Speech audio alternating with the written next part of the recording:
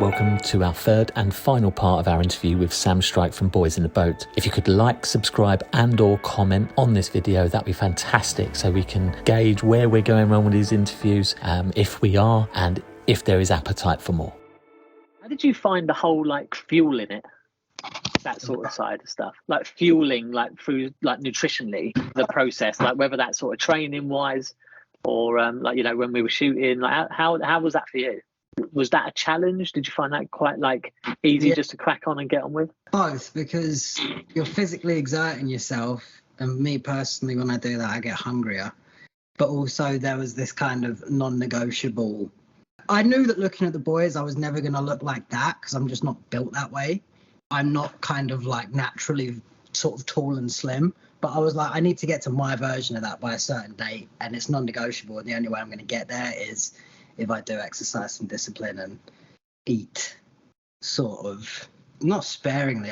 I just tried to eat all whole foods. I wasn't jumping on the scales every week because it was I was pretty sure I was doing everything I could, and I'm like, what needs to happen should happen with what you're doing. Before, when I've looked at the scales, it's not like this ever, is it? It's yeah, usually. I was just eating kind of oatmeal in the morning for some energy. Then we'd have a little protein bar after the first row, and I'd really look forward to that, those grenade bars.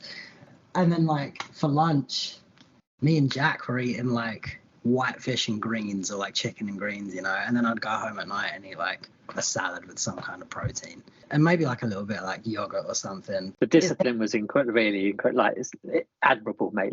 You and Jack specifically, to how consistent you were. That's easy to do for a couple of days, isn't it? Let's face it. But over the course of that time frame, something I've always had a hard time with myself with is I really at the end of the night when I'm watching Netflix or whatever to just eat something, I made that half a little pot of Greek yogurt or something, and then in the final month or 3 weeks when it was all rowing the whole time, I pulled that back and was I'm not even going to do that now. And actually I think I even then noticed more of a difference going forward. Really? Wow. Yeah, it's interesting, isn't it, how those sort of that snack accumulates over a course of weeks, even with all that exercise you were doing, because we were still training as well. They were doing that work, and then we were going to Devere and doing sessions, weren't we? We changed it a bit because the volume was so high, but they were still in the gym as well. How are you managing that, the filming and the training? Oh well, my schedule with the training was I was pretty intense the first 2 weeks. There was 2 weeks where I didn't go training at all because I was shooting all of the character stuff, not really anything to do with rowing or anything physical. I think I stopped training before we even left our first training ground, Radley.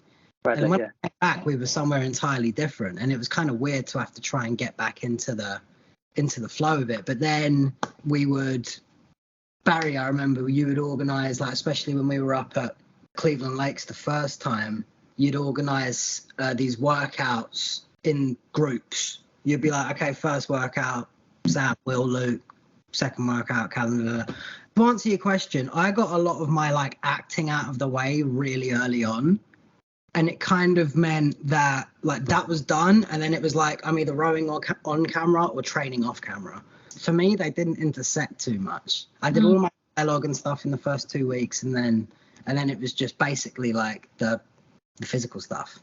Yeah, which I think a lot of people wouldn't realise, really, because it's not if you're doing individual sport, that's quite easy to dip in and out of, isn't it? But when you come out of an A, that synchronization and working as one, it's not just you getting back in and rowing, is it? It's you sort of trying to slide in seamlessly with other people that have continued to be in the boat.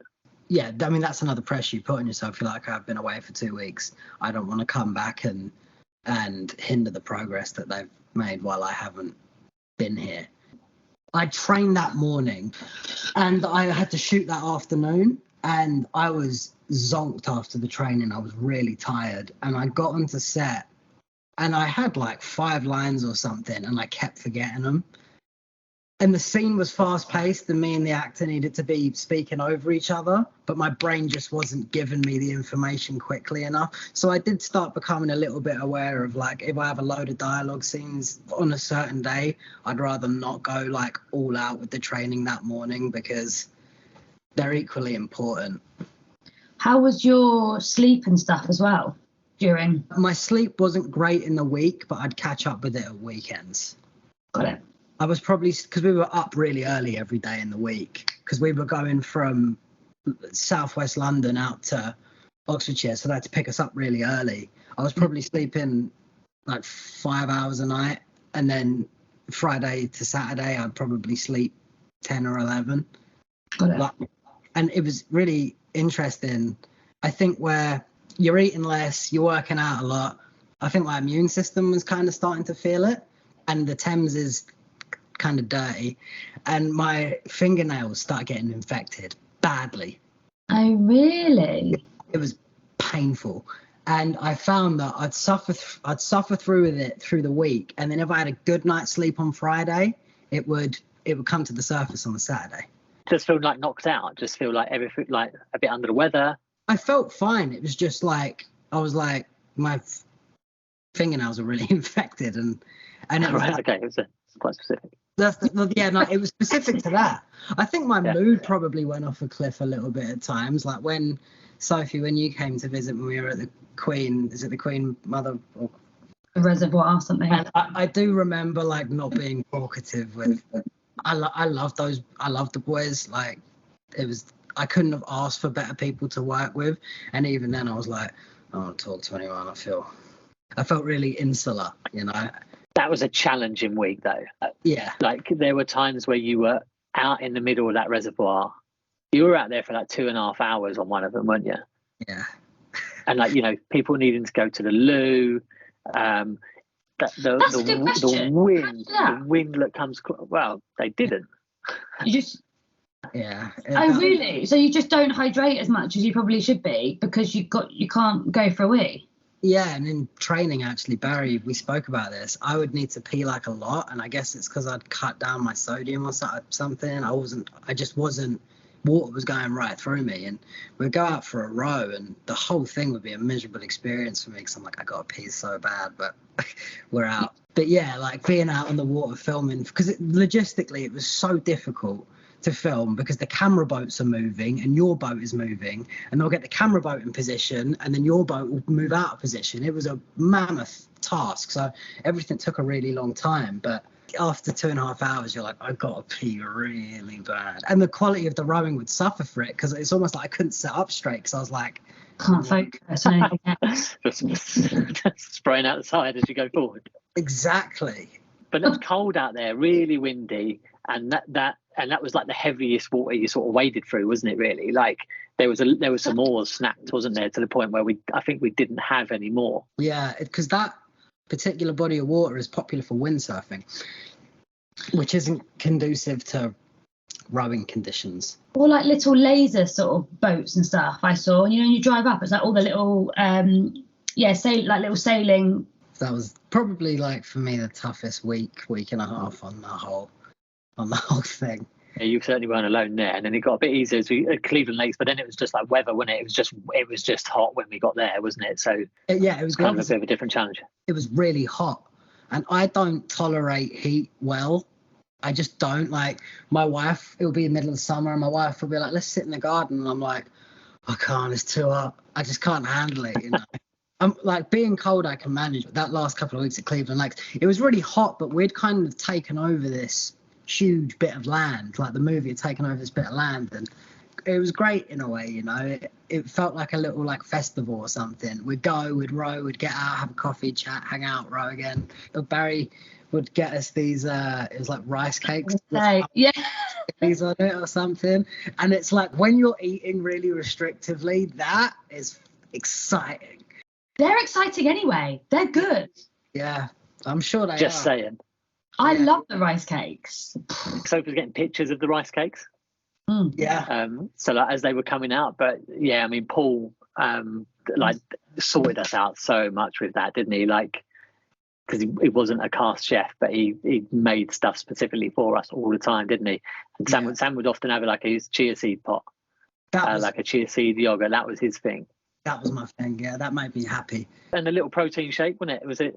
Yeah, a bit of almond milk. We'd get out of the boat and Barry would be walking over with the tray of protein shakes. It was great. Table service, so if it was essentially. I'm seeing if I can find a photo of these rice cakes really quickly, just to see what you've sent me, but I don't know if I can find it quick enough. Yeah, they were good. Oh, here we go. Yeah, trying to. There it is. Some avocado on there. Look at that. It was really good. Do you know why we got rice cakes all the time? No. There was a huge overorder at the beginning of the film. There was a pallet of them. No. There was a pallet of the Kalo rice cakes, and so like essentially that's why we went down that road. Great. You'd never have known. You put it away. Top secret, Debbie. That's crazy. I never knew that. I bet somebody got in really big trouble for that. Somebody somewhere. It's like, how many rice cakes did you order? Don't worry, we're going to make the boys eat them every single day. Yeah. Did you do sweet ones too, or were they always savoury? Always savoury, wasn't it? Always savoury. Yeah. The sweet stuff came from either like the chia seed pot generally, or the like the protein shake had either coconut milk or almond milk in. It's like 150 mils of a scoop, and it was chilled. So like that gave a little bit of a sweetness kick. I think it kind of tickles that a little bit, doesn't it? Like if you want it. It does. Yeah, it did for sure.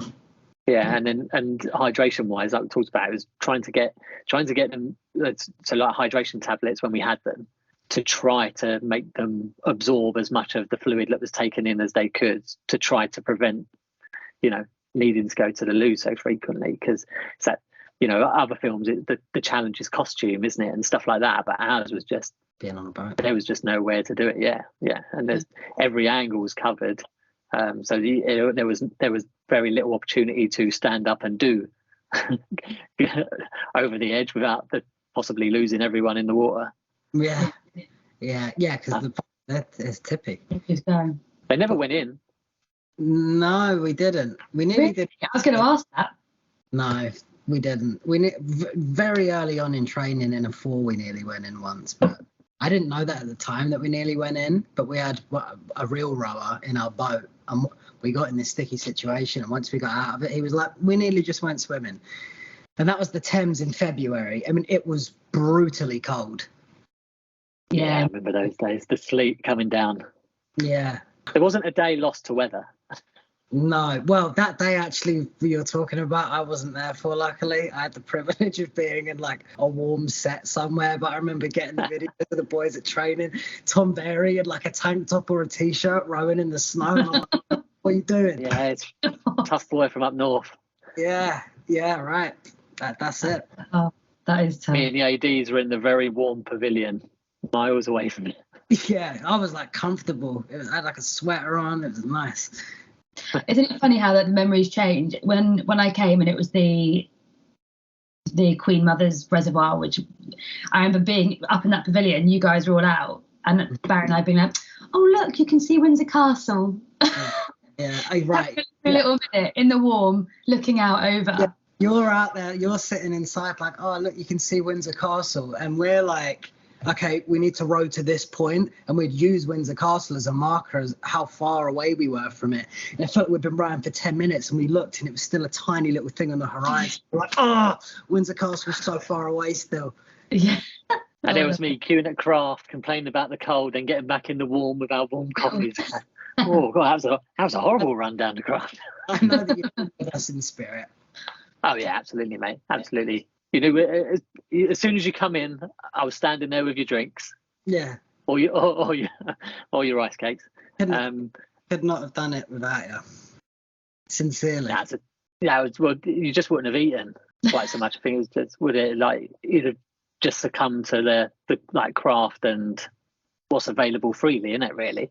Yeah, that's an element. Just made it harder for you. I mean, that's an element of it, but like there was a load of stuff, man. It was because you were there from the beginning as well. I mean, literally, you were there from the first day. Yes, the food was marvelous. Well, we've been doing this for an hour now, and I think we're sort of running to the end. And so, Sam, like, thanks a lot, mate, for this. Thanks for coming on and chatting and stuff. Yeah, thank you. Yeah, it was really nice to just go in the directions that we went to, wasn't it? Just sort of all over the place and that, and just sort of talk very naturally about everything. So thanks for your time, mate. Really do appreciate it. Take it easy. Speak soon, Sam. Take care, mate. Thanks again. Bye. Take care.